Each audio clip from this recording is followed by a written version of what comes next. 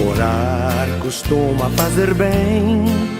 O coração de quem se entrega à oração tem mil histórias para contar. Olá, tudo bem? Meus irmãos, por que e o quanto devemos orar a Deus? Este é o tema da liturgia da palavra desse dia 16 de outubro de 2022. A liturgia deste domingo começa narrando o momento em que os amalecitas foram atacar Israel em Rafidim. Moisés disse a Josué que escolhesse alguns homens e quando fosse combatê-los naquele dia, ele estaria de pé no alto da colina com a vara de Deus à mão. E durante o combate, enquanto Moisés conservava a mão levantada, Israel vencia. Quando abaixava a mão, vencia Amaleque. Quando as mãos de Moisés tornaram-se pesadas, Arão e Hur, um de cada lado, sustentavam as mãos de Moisés. Assim, suas mãos não se fatigaram até ao pôr do sol, e Josué derrotou Amaleque e sua gente a fio de espada. Na sua segunda carta a Timóteo, Paulo pede para que ele permanecesse firme naquilo que aprendeu nas Sagradas Escrituras e aceitou como verdade, pois elas têm o poder de comunicar a sabedoria, que conduz à salvação pela fé em Cristo Jesus. Por serem inspiradas por Deus, são úteis para que o homem de Deus seja perfeito e qualificado para toda boa obra.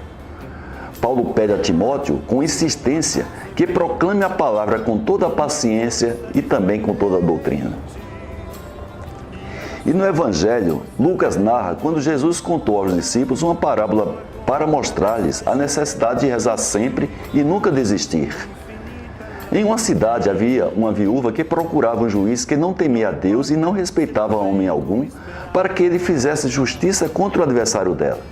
Durante muito tempo, o juiz se recusou. Por fim, ele resolveu fazer justiça para aquela viúva, deixar de lhe aborrecer, apesar dele reconhecer que não temia a Deus e não respeitava homem algum. Meus irmãos, qual é a minha conclusão sobre a liturgia da palavra desse domingo? Que a oração é a maneira direta de falarmos com Deus. E a oração persistente com fé é a maneira prática de Deus nos atender. No livro do Êxodo, a mão estendida de Moisés é um sinal de uma interação permanente com Deus. Enquanto ela estava estendida, havia vitória. Quando estava cansada com o apoio de Arão e Hur, voltava a ter forças e a comunicação com Deus permanecia. Assim também deve ser a nossa oração, insistente e incansável.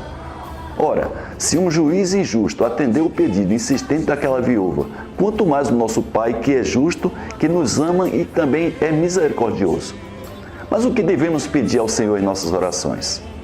Observe que Paulo pediu para que Timóteo, conhecendo as Sagradas Escrituras, fosse insistente e paciente em sua doutrina.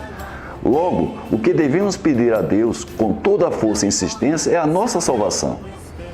E esta salvação, que é uma graça de Deus, que devemos conquistar quando praticamos as Sagradas Escrituras, que fazem parte do Evangelho de Jesus Cristo, que tem como base o amor a Deus e ao próximo.